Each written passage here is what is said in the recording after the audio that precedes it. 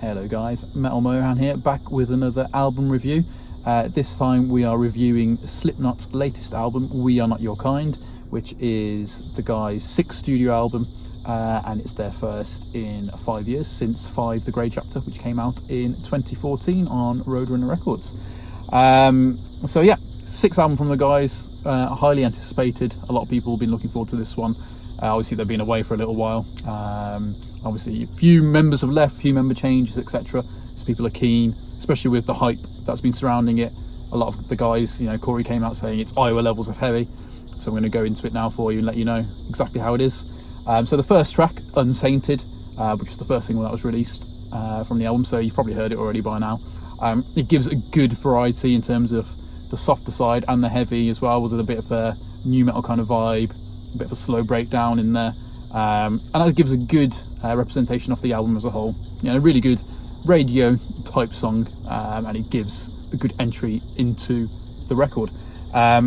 Next song, Birth of the Cruel. So I think they just released this officially yesterday, so you can go check that out as well on YouTube or on Spotify. Really heavy, really slow, dark vibe. I feel like the guitars needed to be a bit louder and a bit heavier in the mix, just because of the verse is just so heavy and it's so slow and crunchy. But plenty of dirty, loud, low end riffage. It's kind of more of a halftime type song, but definitely one to check out on the album. Then Nero Forte. So then, Corey bringing the new metal back on this track.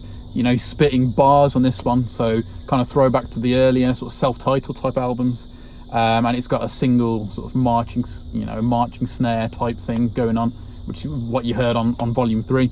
So again, really cool that they've brought that new metal sound and are continuing to push that and bring that back as well. Critical Darling, fast, in your face, low end, dirty chugging riffs, harsh vocals all the way through.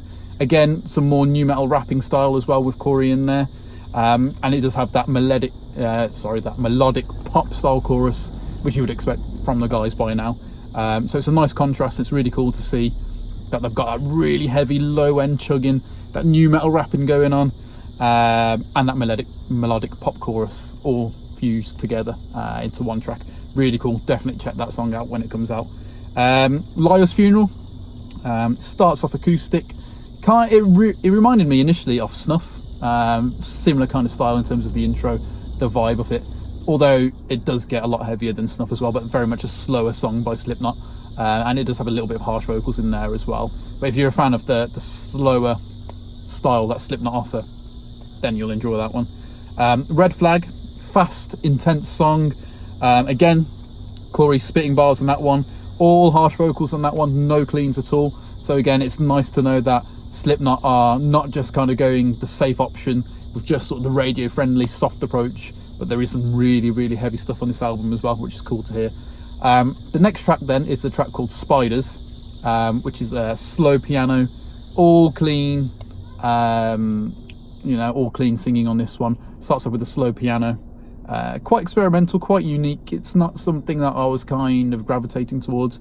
It's not something that I'd go back, or a track that I'd go back and voluntarily listen to again.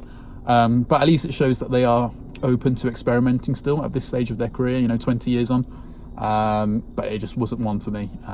It was just a bit too out there, I think. Orphan, the track after, fast double bass.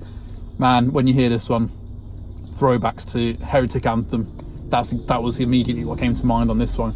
Double bass throughout the whole song.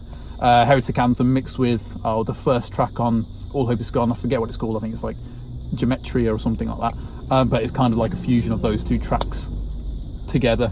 Really, really heavy as hell. After that, the album kind of drops off a little bit with two sort of subpar tracks.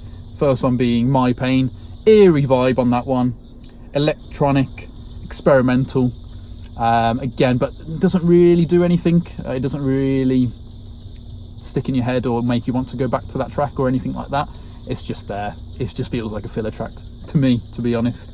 Similar with the track after that, Not Long This World. It just seems like a B-side from The Grey Chapter. It just pretty average, nothing, no sort of ear wigs or earworms, whatever you want to call it, that kind of stick in your head. But again, you know, it's just one of those tracks really. And then it ends, of course, with the track that everyone's probably heard by now, Solway Firth, absolute banger of a track.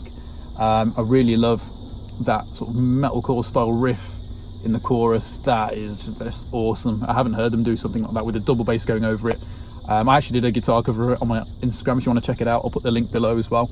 And it's just a nice way to end off an overall really good album. I was really impressed. I was a bit skeptical at first because they hyped it up so much. It's definitely not the Iowa Part 2 or anything like that. It does have heavy elements to it, things that will make you think of those eras, you know, the good times, the heavy style. But I think the production, they were a totally different band in Iowa, man. They were, you know, in terms of where they were at mentally, that aggression, that rawness, that raw production comes across in the album. Here, this album's a lot more polished, and I think a couple of tracks could have done or could have benefited from a bit more for raw production, but that's just nitpicking. The songs themselves, great, and there's a couple in there which would definitely be staples in Slipknot's live catalogue as well, and I can imagine them going down an absolute treat live, and they'll fit nicely into their back catalogue as well. So overall, good album, pleasantly surprised. Definitely a fan. If you're a fan of Slipknot, you're definitely going to love it. If you're a fan of modern metal or new metal, there's definitely stuff on there for you. I'd give it a solid 8 out of 10. Definitely room for improvement, but overall really nice. Majority of it being a really heavy album. I really enjoyed it. So yeah, that's out this Friday on Roadrunner Records, and I can't wait for you guys to check it out. Leave a comment down below, let me know what you think of the review, and also let me know once you've heard the album as well what your thoughts are. Also follow me on all my social medias as well. I'll put a link down in the description below, and we'll leave it for there for now. Thank you very much for listening, and I'll speak to you soon.